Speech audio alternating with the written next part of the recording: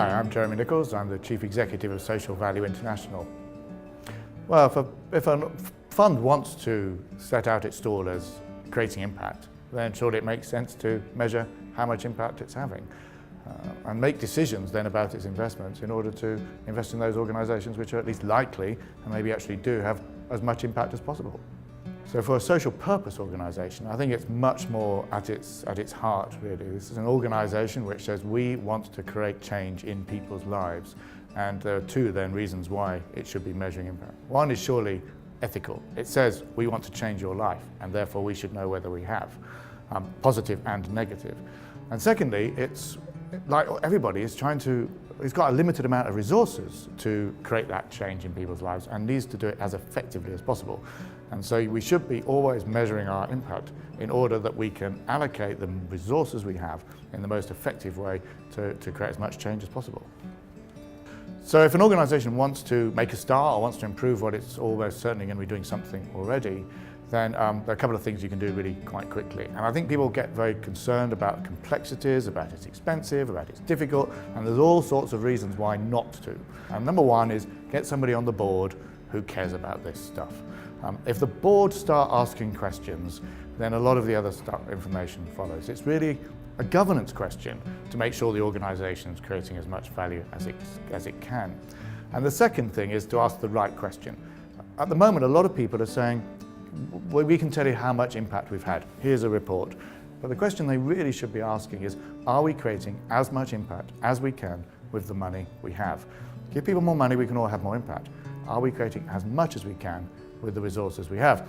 And if the board then start asking that question, everything else will follow.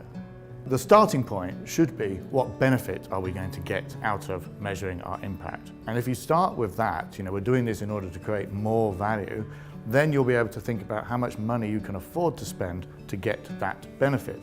And then it won't be expensive because it's in relationship to a benefit. And if it costs more than that, don't do it. But at the same time, there's a kind of willingness in organisations to start, to have a go, to do a bit, and then learn from that bit, and then they'll do a bit more. And if it's perceived that they have to kind of reach that level or they're not measuring impact, then that will seem as both a technical and a resource kind of jump to make. So you need people to do a bit, asking the right questions, we're going to get some value, do a bit more, then it'll be reasonable. Best practice and professionalisation in this area are important for at least two reasons. One of them is, as we learn and as we share and as we get standards, then we become more professional. So we need to learn together, to set standards together, so that's one reason.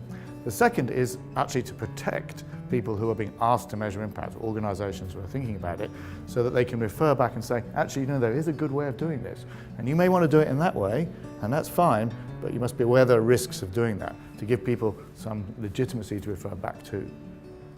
So in terms of challenges for impact measurement, there's probably one about time. We don't have a lot of time to get this going. We need to be fast and we need to be willing to compromise around sharing and some kind of standardisation.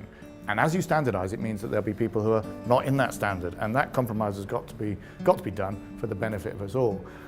One of the other risks is that there can be a focus of organisations of thinking about their impact only in terms of the positive intended changes that they want.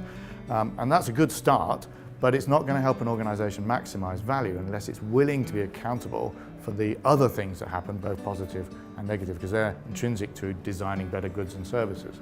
That is probably the biggest challenge, making sure that we're willing to be as accountable as we need to be. Opportunities in the impact measurement space, well, there are big ones here. It's not sexy as some of the other areas that people want to be investing in, whether it's impact bonds or social enterprise, this kind of thing.